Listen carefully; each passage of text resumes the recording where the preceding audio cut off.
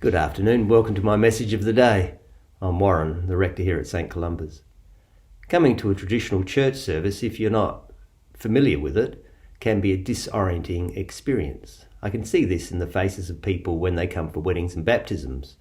Some people in the congregation, you can just tell that they really got no idea what's going on, don't understand it, and find it quite disorienting in a way. Actually, that's how it's meant to be. It's meant to be disorienting because church is actually countercultural. Here's a couple of facets of the experience of coming to church that are countercultural. The first is that it's worship of God. The whole God thing these days in the West is countercultural. It's in decline. And it's worship of God. And worship of God is taking us out of ourselves to orient ourselves to God. So it's in that sense, you're not coming to have something for your own needs. That's reasonably countercultural in our society. But interestingly, it's actually still about us. This is one of the beauties of worship, because we worship a God who loves us. And we give thanks for what God, the God who loves us, what God has done for us. But even so, as we do this, so we orient ourselves to God to learn God's ways, we actually affirm ourselves through God's love of us. That's my first point. Worship of God. If you're not used to it and it comes as a new experience, it can be disorienting, and it's meant to be. The next disorienting facet of traditional churches is that it deeply values the experiences of other people. So it's not just about our own experience, it's not just about our own thoughts. In fact, we're invited to come in and actually get on board with a great stream of living experience of faith and humanity, and learn something about ourselves through that experience of the past. So you shouldn't confuse this as though, when you come to a traditional church, you have to use antiquated language. That might be the case. There are services like that, like our Book of Common Prayer at 8 a.m. on Sunday mornings. It's beautiful language. But I'm not really just talking about antiquated language as such. I'm talking about the way in which the Christian faith digs deep into a great well of human experience, of joy and sorrow and hopes and fears, and all of that mixed in with God. And that is actually embedded in and gives the structure and so much the content to what we're invited to say in a traditional service. So in a traditional service, you won't just have me making it up as I go along. You'll have something much more better thought out than I could do for an hour every week, making it up each week.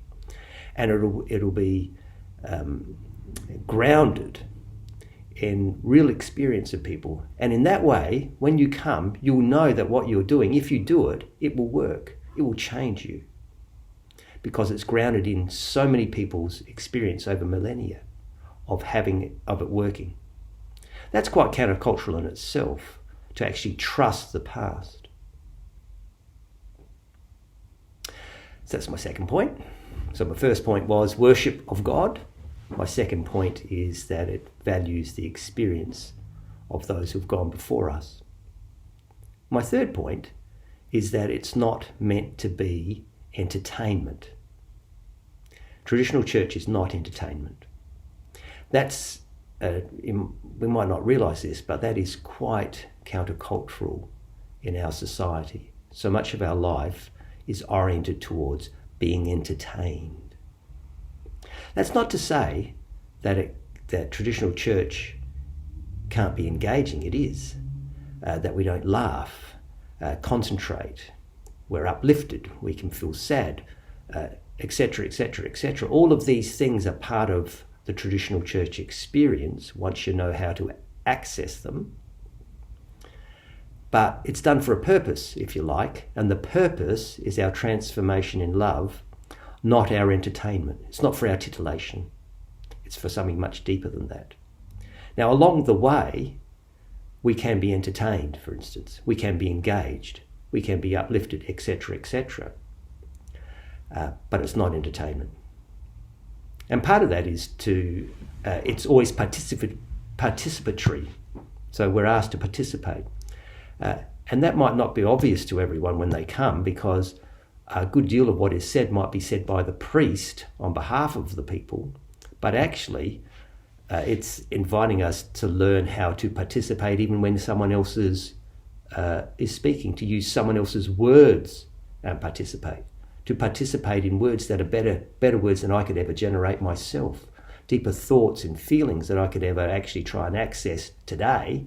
Someone can guide me with the words that are said, which I then give my assent to as I listen. That's countercultural. My fourth point is that the liturgy, the service, a traditional service, is patient with us. You can come along to a traditional church service and be completely unengaged, and nothing's going to happen to you. I don't really mean that. Nothing is going to happen, but the service itself it'll still be there next week. You can come as much as you want. It's patient with our participation, our level of engagement. Whatever we do, it can match it. And it might call forth more from us because of what is said and done and by the invitation to join in. But even if we don't, there's no repercussions, so to speak. And actually it asks us to be patient too with ourselves. It's almost tutoring us to be patient with ourselves. The transformation of a human being doesn't come in a very short period of time. It's carried out over a lifetime. There might be times of conversion, but they always have to be deepened and grounded and lived out. That's what the liturgy does for us. It's patient with the slow pace of change in a human being, and so therefore teaches us also to be patient with our own growth and sometimes lack of it. Now, there are more points I could make about coming to a traditional church service. I've said some of those before in my Tuesday talks. But today, 4 points as to why it might be a disorienting experience. My first point really was that it should be, because it's countercultural. But more specifically, it's worship of God. It values the experience of the past. It's not entertainment. And it teaches us to be patient with ourselves. At some point in my future Tuesday talks, I might talk about, given the countercultural nature of it, what attitudes should we have when we come? And also want to talk about, for those who are familiar with it, but it's become a little bit routine, what should we do to enliven our faith and our worship?